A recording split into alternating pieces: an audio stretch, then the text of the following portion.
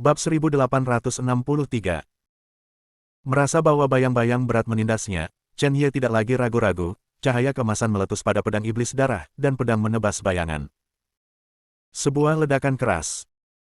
Bayangan yang tampaknya tipis sebenarnya bertahan selama beberapa detik dalam cahaya pedang Chen Ye, sebelum akhirnya kewalahan, retakan muncul, dan kemudian benar-benar hancur. Yin Ming, di sisi lain, jatuh ke tanah dengan lemah, tetapi kalung di dadanya berkedip, dan cahaya redup bergabung di antara alisnya, mencegahnya dari kehilangan kesadaran sepenuhnya. Chen Ye menyingkirkan pedang iblis darah dan mengulurkan tangan untuk membantu Yin Ming berdiri.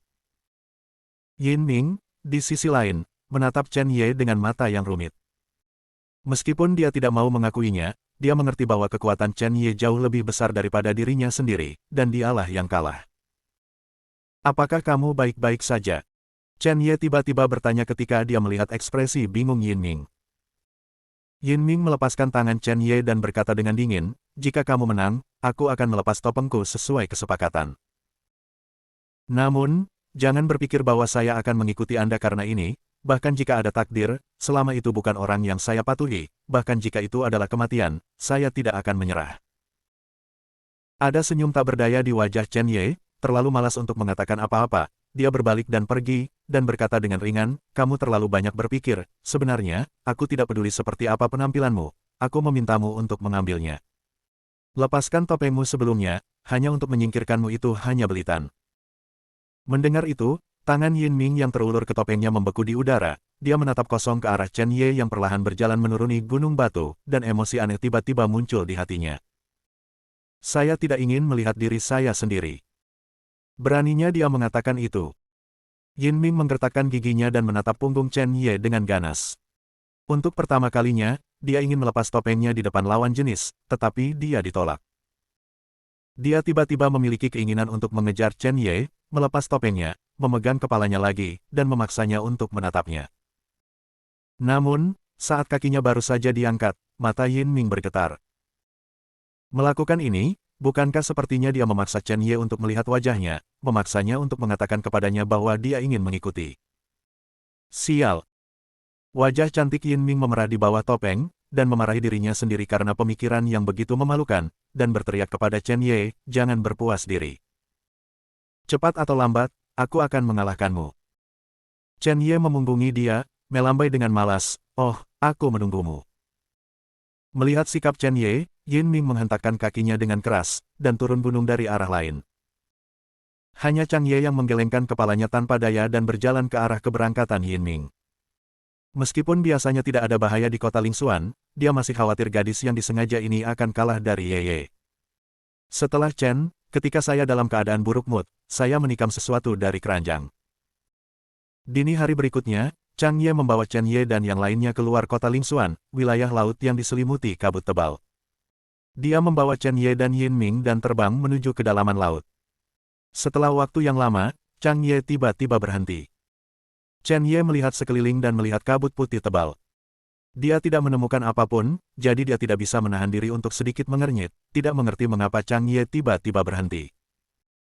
Ekspresi Chang Ye sedikit bermartabat, dia tiba-tiba mengangkat tangannya, dan pedang panjang merah memancarkan fluktuasi menakutkan muncul di depannya.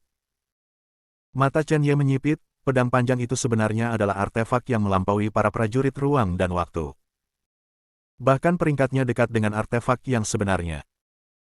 Tingkat senjata benua Lingwu kira-kira adalah senjata spiritual, senjata peri, dewa, raja, peri Hunyuan, peri Hedao ilahi, senjata ruang waktu, senjata ilahi sejati, dan bahkan senjata suci.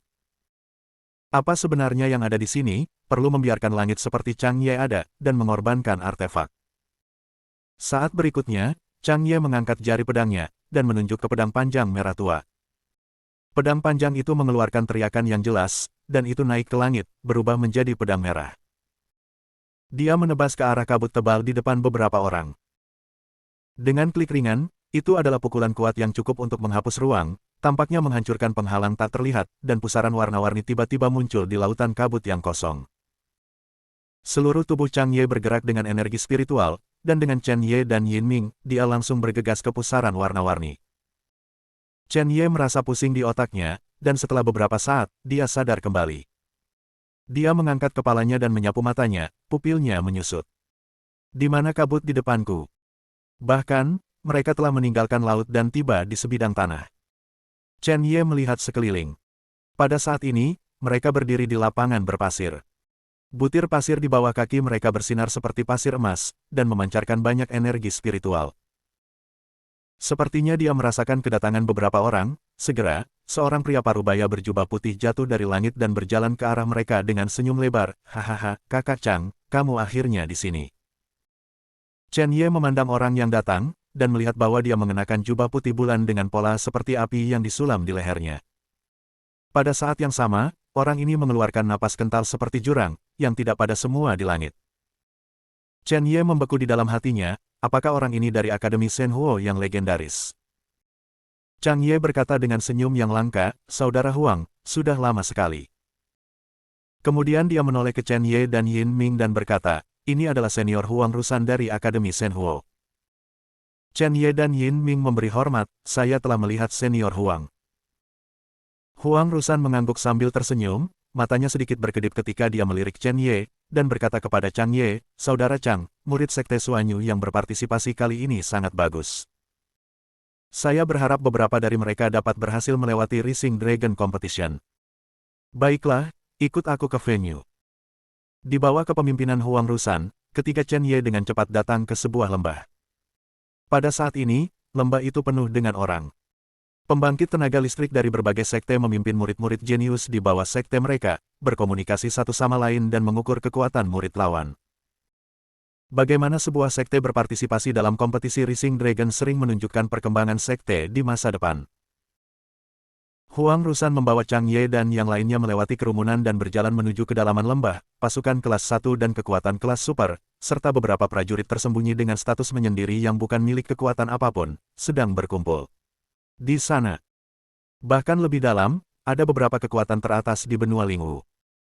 Namun, pasukan teratas memiliki status khusus dan secara alami menjaga jarak dari yang lain. Saat langkah kaki beberapa orang secara bertahap menembus ke dalam lembah, kebisingan berangsur-angsur menghilang. Setelah beberapa orang melewati koridor sempit, mata mereka tiba-tiba terbuka. Keindahan ada di sana.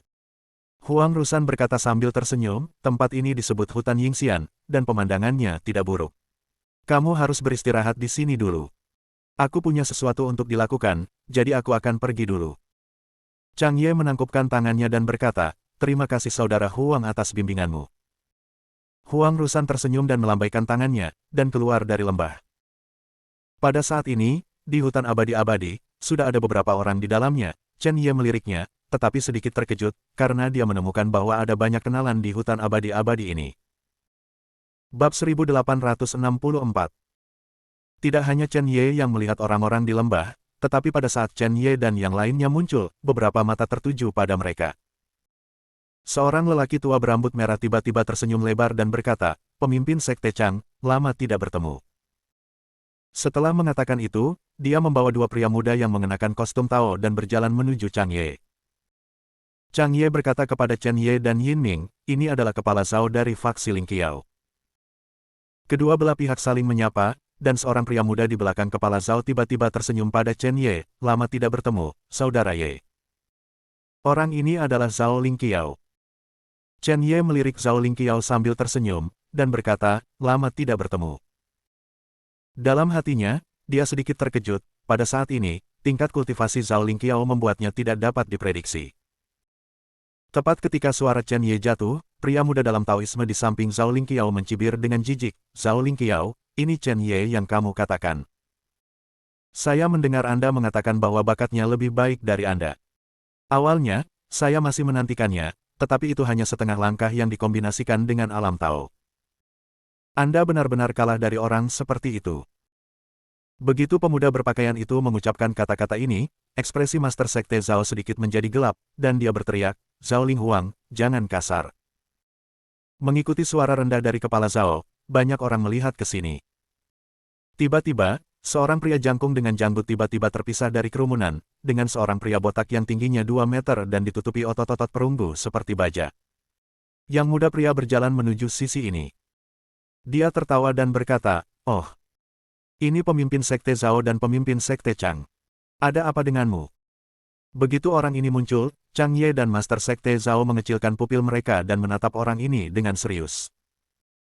Chang Ye berkata kepada Chen Ye dan Yin Ming, nama orang ini adalah Xing San, dan dia adalah anggota keluarga Xing di 10 tandus di benua Lingwu. Chen Ye mendengar kata-kata itu, dan tatapannya ke arah Xing Shan secara bertahap menjadi serius. Napas Xing Shan seluas laut, yang memberinya rasa penindasan yang luar biasa, dan tingkat kultivasinya masih di atas Chang Ye. Xing Shan itu datang dan bertanya kepada pemimpin Sekte Zhao, "Pemimpin Sekte Zhao, ada apa?" Master Sekte Zhao mengerutkan kening, jelas merasa jijik dengan sikap campur tangan Xing Shan, tetapi setelah beberapa saat terdiam, dia menjawab, "Tidak ada, murid kecil itu masih muda dan sembrono." Hanya sebentar. Oh. Xing Shan memandang Zhao Linghuang dengan penuh minat dan bertanya, "Nak, mengapa kamu bersikap kasar kepada murid-murid Sekte Suanyu?" Bahwa Zhao Linghuang memiliki temperamen yang sangat arogan dan latar belakang yang luar biasa. Bahkan di depan Xing Shan ini, dia terlihat memberontak dan menatap Chen Ye dengan mencibir.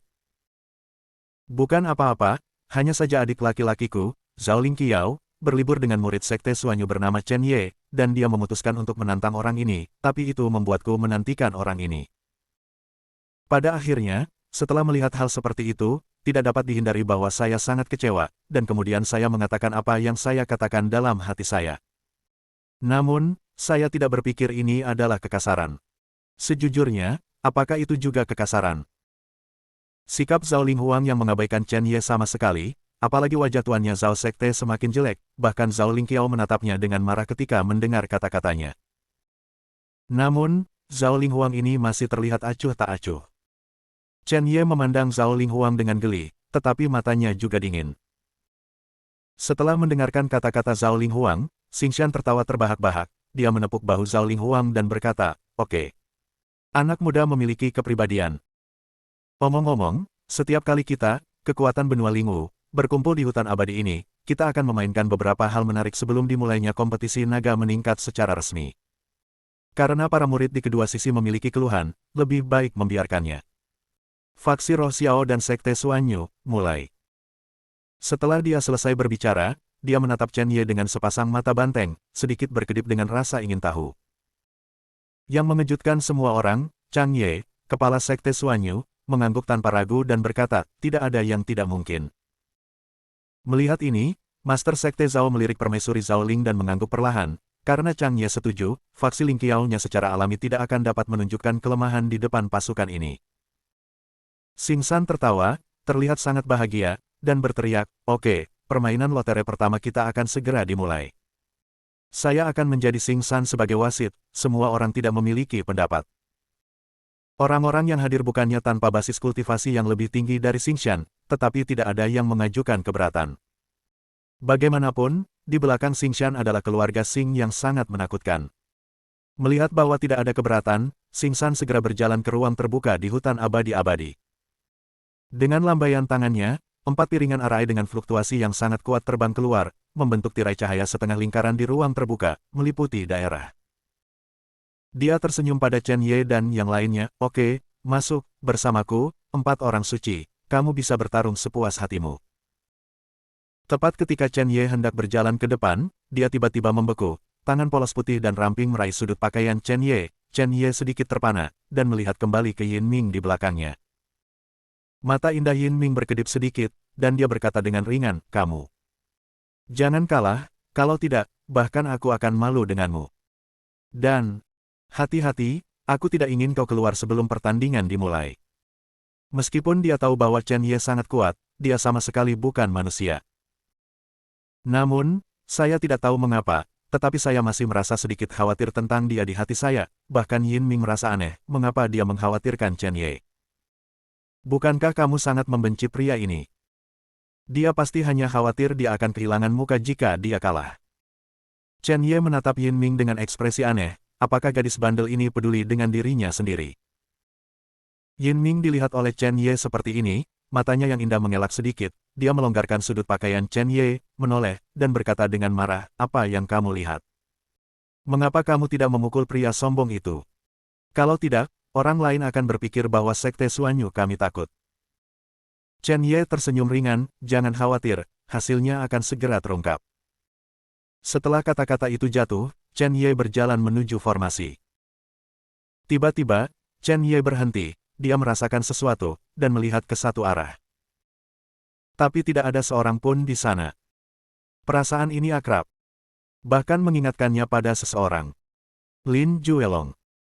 Chen Ye menggelengkan kepalanya, sepertinya saya telah berlatih terlalu banyak, bagaimana saya bisa memiliki ilusi ini? Setelah dia selesai berbicara, dia tidak memasuki formasi sama sekali. Namun, setelah Chen Ye memasuki formasi, dalam kegelapan, muncul sesosok sosok, yaitu seorang pemuda dengan makna dingin. Matanya sangat aneh dan gelap. Bahkan orang-orang di sekitar tidak berani menyentuhnya. Setelah disentuh, wajah itu tampak seperti jurang yang tak berujung. Pria muda itu mengenakan topeng dan tidak bisa melihat wajahnya, satu-satunya yang bisa mengetahui identitasnya adalah plakat batu giok yang tergantung di pinggangnya. Hanya ada dua kata di kartu giok. Aula jiwa. Chen Ye, lama tidak bertemu.